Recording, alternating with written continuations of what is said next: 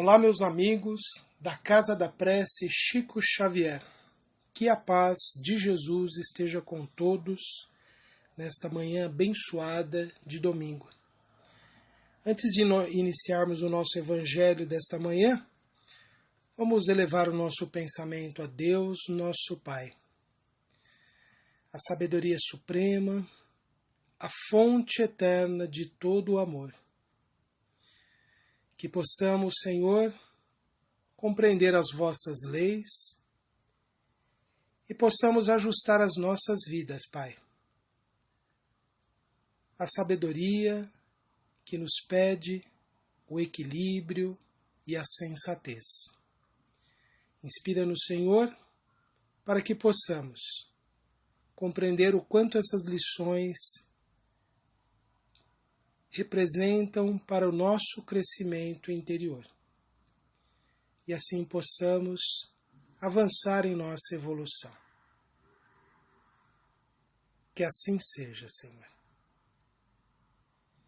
Meus amigos, nesta manhã eu gostaria de trazer à lembrança de vocês duas passagens do Evangelho segundo João. São dois feitos extraordinários realizados por Jesus e que ficaram registrados apenas neste Evangelho. Não vemos esses dois episódios sendo registrados pelos outros evangelistas. O primeiro episódio que eu quero lembrá-los é o do enfermo do tanque de Betesda. Próximo da entrada de Jerusalém havia um tanque, e as pessoas acreditavam que o movimento das águas naquele tanque era causado pelo movimento das asas de um anjo. Naquela época as pessoas achavam que os anjos tinham asas, como até hoje algumas pessoas entendem assim. E aqueles que estavam enfermos de todas as doenças, de todas as deficiências, eles ficavam aguardando esse movimento das águas provocado então supostamente pelo anjo. Aquele que fosse o primeiro a entrar nas águas daquele tanque seria então curado. E junto àquele tanque havia um homem que já estava enfermo há 38 anos. E ele nunca conseguia ser o primeiro a chegar nas águas justamente porque ele tinha uma limitação que o impedia de caminhar. Ele ficava ali deitado numa esteira ali próximo e ele não conseguia se mover. E Jesus, observando aquela situação, perguntou para ele se ele queria ser curado. E ele, obviamente, disse que sim, que aguardava a cura, mas como ele não tinha ninguém por ele que pudesse levá-lo até o tanque, ele não conseguia. Então Jesus disse a ele assim: levante-se, pegue a sua esteira e ande. E o homem fez exatamente o que Jesus mandou. Se levantou e saiu caminhando, levando a esteira. Aqueles outros que acompanhavam ali a situação, vendo aquele homem carregando a sua esteira, eles censuraram o homem porque era sábado. E segundo as tradições dos judeus naquela época, como até hoje ocorre, não se poderia realizar nenhum tipo de trabalho no sábado. Para eles, até mesmo você carregar algo era considerado um trabalho. E eles censuraram o homem dizendo que ele estava trabalhando no sábado, já que um dos mandamentos da lei era que o homem guardasse o sábado, o dia em que supostamente Deus teria descansado depois da criação do mundo. Jesus, ele vai encontrar esse homem mais tarde, ali nas imediações do templo, e diz para aquele homem que ele havia curado assim, para que ele não mais pecasse, porque senão poderia acontecer coisas piores para ele. Esse homem então viu que era Jesus e voltou-se àqueles que inicialmente tinham questionado ele, tinham censurado por que ele estava carregando a sua esteira no sábado, e disse que tinha sido Jesus que o curara. E essas pessoas ali censuraram também Jesus, por Jesus ter realizado uma cura no sábado. E o que Jesus respondeu para eles é que o Pai trabalhava até agora e ele também trabalha. E ele também trabalhava, ele, Jesus. Eles ficaram mais uma vez escandalizados porque esse homem, Jesus, se dizia filho de Deus. Nessa passagem desse evangelho, que está lá no capítulo 5 do Evangelho de João, entre os versículos 1 e 18, há ideias interessantes para refletirmos sobre o porquê aquele homem era enfermo. Aquele homem, ele tinha 38 anos quando foi curado. Provavelmente, se ele era saudável antes desse período dos 38 anos, provavelmente ele deveria ter sido criança nesse período em que ele ainda era são, ou talvez até tivesse nascido com essa enfermidade que o impossibilitava de andar. O fato é que Jesus, ao dizer para ele que não pecasse mais, ou seja, que não errasse mais,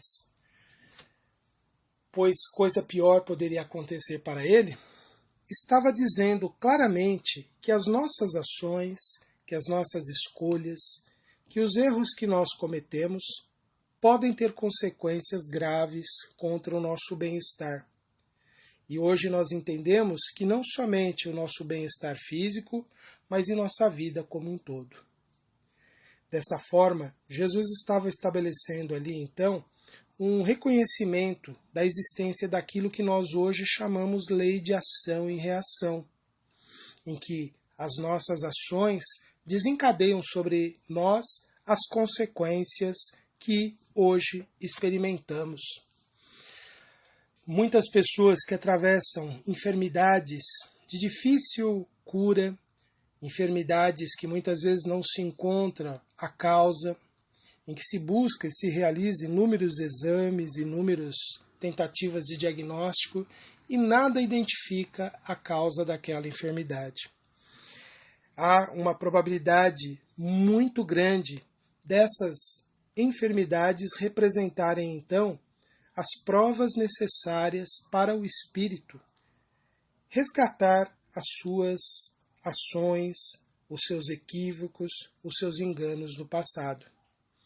Muitas das enfermidades que nós renascemos com elas, como doenças hereditárias, doenças congênitas, doenças genéticas, e mesmo aquelas que nós contraímos causadas por vírus, bactérias ou decorrentes de alguma exposição, alguma radiação ou substância química ou mesmo acidente, todas essas enfermidades, elas representarão sempre para nós provas ou até mesmo expiações. Elas representarão ali um desafio para a nossa existência, em que os nossos valores, em que as nossas virtudes, em que os nossos potenciais estarão sendo mobilizados. Muitos entendem que a enfermidade é algo negativo, e do ponto de vista terreno, realmente é algo que para aqueles que têm a vida apenas focada na vida presente, pode parecer uma grande contrariedade e um grande impedimento. Mas, para o espírito em evolução, para o espírito que está em crescimento, a enfermidade, ela sempre representará uma possibilidade de superação das suas próprias dificuldades acumuladas de outras vidas. Ela representará um desafio para o espírito em que, ao experimentar a dor, a dificuldade em obter a cura, as limitações decorrentes da enfermidade, ele estará em processo de transformação do seu ser, de elevação das suas qualidades, dos seus valores, das suas potencialidades. Por isso que ao atravessarmos momentos desafiadores em que as enfermidades nos impõem contrariedade, desgosto, em alguns momentos desânimo e muita tristeza, nós devemos, como espíritas, como conscientes da lei de ação e reação e como conhecedores da reencarnação, compreender que quando essas enfermidades não foram por nós ocasionadas pelos desequilíbrios da vida presente, elas representam sim a oportunidade da reparação ou do restabelecimento do equilíbrio que nós rompemos em vidas passadas. Então, a enfermidade passa a ser uma oportunidade de crescimento e elevação espiritual. Isso ocorre, pelo menos, para a grande maioria dos espíritos em evolução no planeta. Milhões de pessoas ao longo de toda a história da humanidade sempre enfrentaram os desafios das enfermidades, como representando ali oportunidade de evolução, de transformação, de crescimento espiritual. Mas há exceções, e uma dessas exceções nós vamos trazer ao conhecimento de vocês, trazendo um outro caso que é relatado no Evangelho de João. Esta cura que foi realizada por Jesus está registrada no capítulo 9 do Evangelho de João, entre os versículos de 1 a 41. Certa vez os discípulos, passando com Jesus próximo a um cego, perguntaram a Jesus se aquele cego de nascença, que era bem conhecido ali em Jerusalém, era conhecido de todos ali, se era ele que havia pecado ou se eram os pais deles. É interessante essa pergunta dos discípulos perguntarem se ele era o responsável pela sua própria cegueira, já que ele era alguém cego de nascença. Só essa pergunta já indica que os discípulos reconheciam que antes de nascer nós podemos sim ter sido os responsáveis por aquilo que vai nos acontecer depois do nascimento. Então isso por si só já é uma grande evidência que os discípulos entendiam que havia uma vida anterior à nossa vida a partir do nascimento na vida presente. A outra pergunta dos discípulos está implícita, se haviam sido os pais dele que haviam pecado, decorre de crenças que eram muito comuns naqueles tempos e até hoje elas ocorrem, essas crenças, entre muitas pessoas, acreditarem que os pais poderiam, a partir dos seus erros, terem nos seus filhos a punição por essas faltas. Há algumas passagens do Antigo Testamento que confirmam essa crença. Por exemplo, nós podemos trazer do livro das Lamentações, no capítulo 5, no versículo 7, a seguinte afirmação: nossos pais pecaram e já não existem. Nós é que recebemos o castigo pelas suas iniquidades. Quem escreveu esse livro das Lamentações, então, entendia dessa forma, que os filhos poderiam receber as punições em decorrência dos erros do pai. E nós vamos encontrar em outros livros do Antigo Testamento, como no livro de Levítico, no livro de Isaías, de Jeremias, em Êxodo, no livro de Ezequiel. Em todas essas passagens existem alguma afirmação, então, de que os pais poderiam pecar e os filhos receberem como consequência as punições.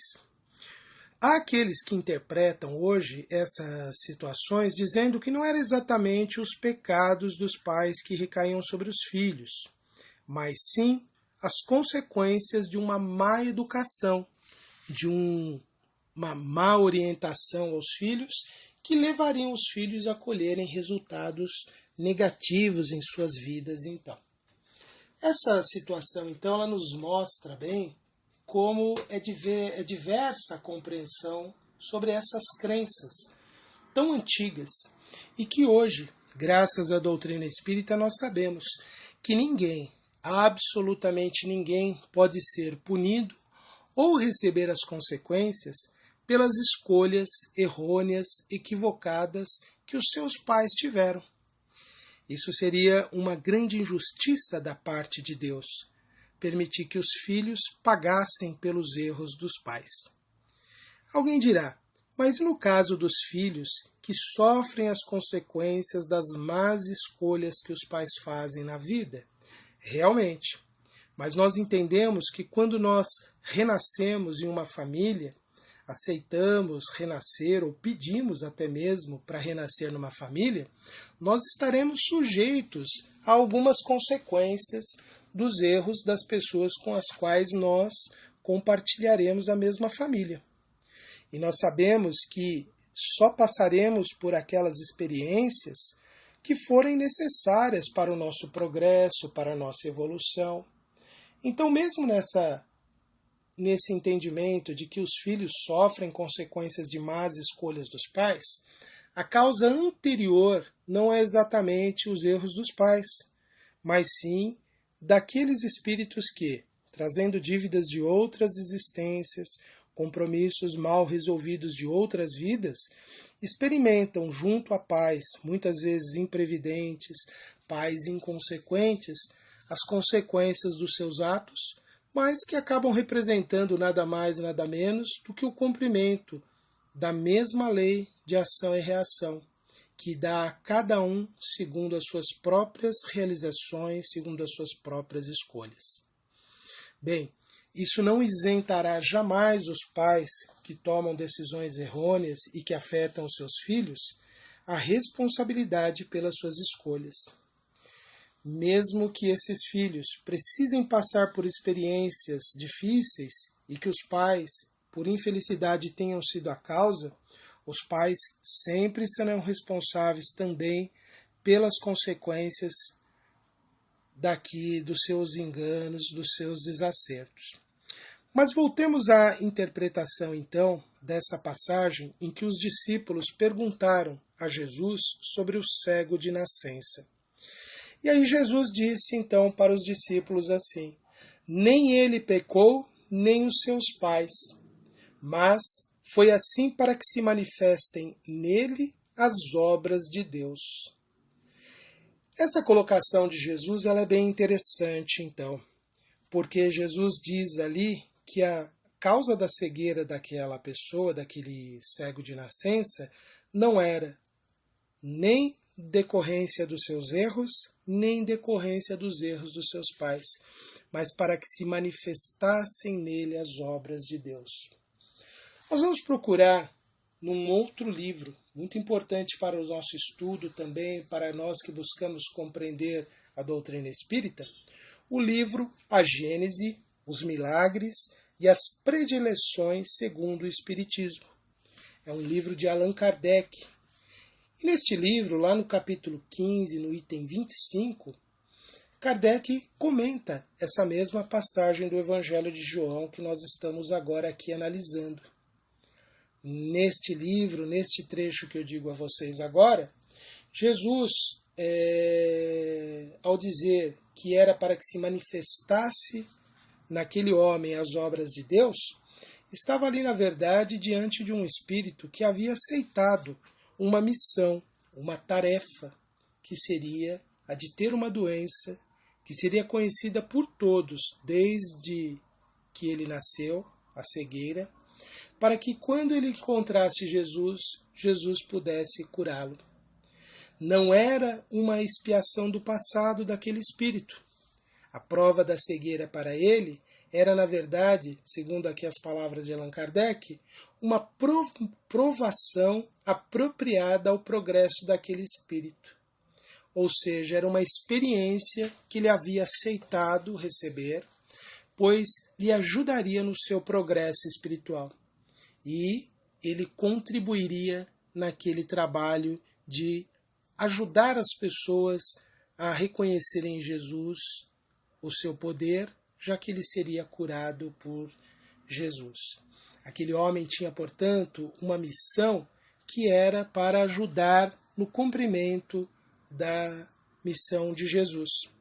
É isso que significa, então, o que Jesus disse aos discípulos, para que se manifestem nele as obras de Deus. Ou seja, para que se cumprisse ali algo necessário para que as pessoas reconhecessem a obra de Deus. Esse é um caso que ele é bem exceção, então, entre as enfermidades, de alguém que aceitou uma prova para que pudesse servir ali de exemplo do grande poder de cura que Jesus tinha. Longe de nós, então, em algum momento, imaginar que as nossas provas envolvendo doenças não sejam decorrências aí das nossas faltas e que seja por alguma outra qualidade que nós não temos. Nós trazemos esse caso ao conhecimento e à reflexão de todos, justamente para que nós passemos a entender que há muitas possibilidades na vida, que há inúmeras experiências que o espírito pede antes de reencarnar, com o objetivo de avançar, de evoluir. Nós podemos pedir provas que aqui no mundo material podem parecer muito limitantes, muito dolorosas, mas que elas representam para o espírito uma grande oportunidade de crescimento. Aliás, precisamos entender que a encarnação é uma oportunidade bendita de crescimento. Quando Allan Kardec perguntou aos espíritos, e que ficou registrado na questão 573, no que consistia a missão dos espíritos encarnados, eles responderam assim: em instruir os homens, em lhes auxiliar o progresso, em lhes melhorar as instituições por meios diretos e materiais. As missões, porém, são mais ou menos gerais e importantes. O que cultiva a terra desempenha uma missão, como o que governa ou o que instrui. Tudo na natureza se encadeia. Ao mesmo tempo que o espírito se depura pela encarnação, concorre, sob essa forma, para a execução dos desígnios da providência divina. Cada um tem neste mundo a sua missão, porque todos podem ter alguma utilidade. A missão do cego de nascença, com a sua enfermidade, era possibilitar ali um grande testemunho, pois ele era conhecido de todos ali naquela região em que ele vivia. E isso, então, naturalmente levou as pessoas a se questionarem como podia um cego de nascença ter se curado. Mesmo entre aqueles que viviam questionando Jesus, como era o caso dos fariseus, eles, diante de um testemunho tão evidente desse, eles ficaram divididos, porque eles entendiam que produzir uma cura dessa natureza não poderia ser por um homem qualquer, por um pecador, somente por um grande enviado de Deus realmente. Teria que ser alguém que tivesse qualidades muito acima de qualquer outra pessoa para conseguir produzir a cura de um cego de nascença. Bem, essas reflexões que nós trazemos então para pensarmos sobre a finalidade da existência, mesmo as nossas doenças, as nossas enfermidades, elas representam para nós sempre uma oportunidade de crescimento, de transformação. Ainda que elas representem dor, limitação, se nós soubermos nos conduzir nessas provas, se nós soubermos vencer esses desafios, nós seremos vitoriosos apesar dessas limitações.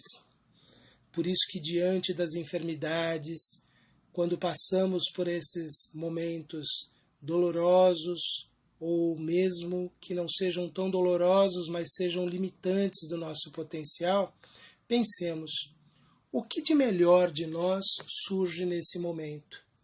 Há pessoas que, por exemplo, diante de uma deficiência física, elas descobrem que elas têm habilidades que, de certo, não desenvolveriam se não estivessem com aquela limitação.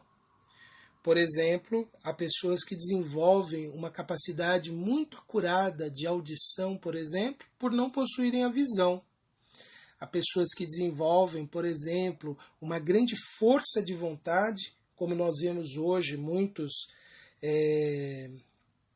atletas que possuem deficiências, os atletas paraolímpicos, por exemplo, eles vencem grandes desafios e eles aprendem a desenvolver, por exemplo, uma força de vontade muito grande diante das suas próprias limitações físicas. Então, quando nós passarmos por provas limitantes, por desafios em nossas vidas, pensemos, há uma razão de ser de natureza espiritual, que se prendem às nossas escolhas em vidas passadas, aos desequilíbrios que nós desencadeamos em outras vidas, mas elas representam para nós não um castigo ou uma punição, mas elas representam para nós o desenvolvimento de qualidades, de valores, de virtudes.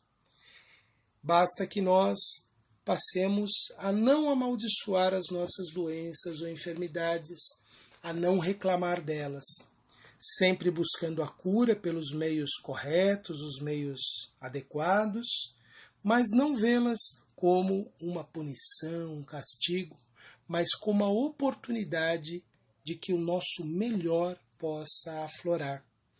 Pois que passamos por provas ou expiações, não com a finalidade única de sermos punidos ou de pagarmos pelos erros do nosso passado, mas é sempre com o objetivo da nossa transformação interior. É sempre com o objetivo de nos modificarmos, de nos aprimorarmos, de desenvolvermos o nosso sentimento, a nossa sensibilidade. Nós só passamos a respeitar, por exemplo, a fragilidade humana quando nós vemos a nossa própria fragilidade. Nós passamos a entender o que sofre quando nós sofremos. Então as dores, as limitações serão sempre lições valiosas para o espírito. E que Jesus possa então nos inspirar, nos abençoar e nos fortalecer na superação das nossas dificuldades de qualquer natureza. Todos nós somos espíritos em evolução, num grande trabalho de construção, de transformação, de elevação.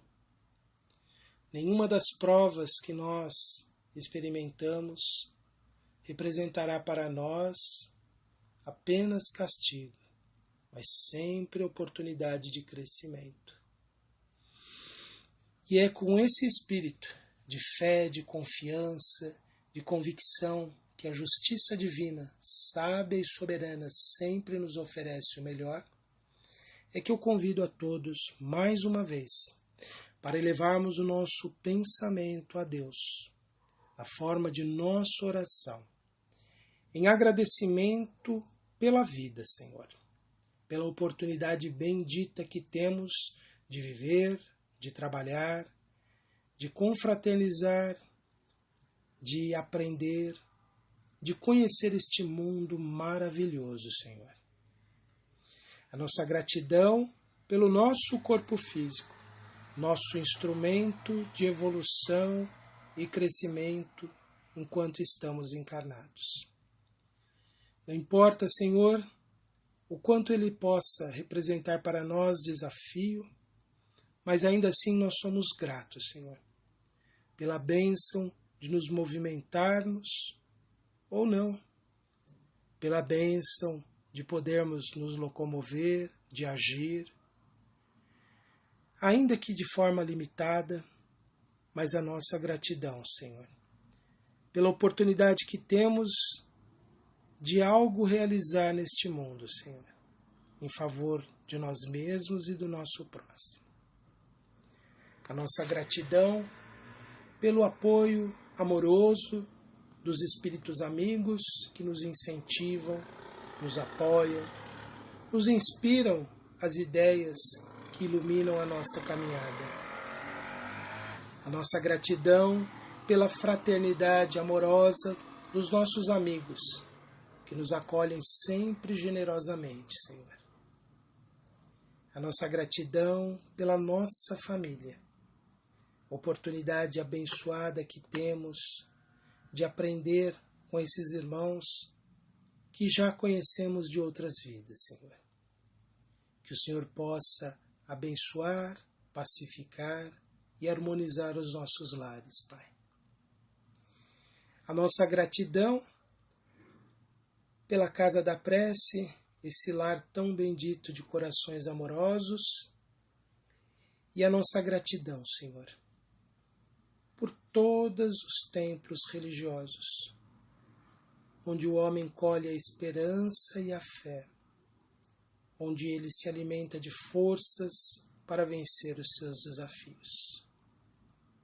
A nossa gratidão, Senhor, pela bênção da nossa sociedade, que apesar de apresentar tantos males, tantos defeitos, mas ainda é uma importante organização para o nosso crescimento. Que o Senhor possa abençoar a todos, para que todos cooperem de forma amorosa e desinteressada em favor do bem comum. Nós só temos a agradecer, Pai, pela bênção da vida e por tudo que recebemos. Ave Maria, cheia de graça, o Senhor é convosco. Bendita sois vós entre as mulheres, bendito é o fruto do vosso ventre, Jesus.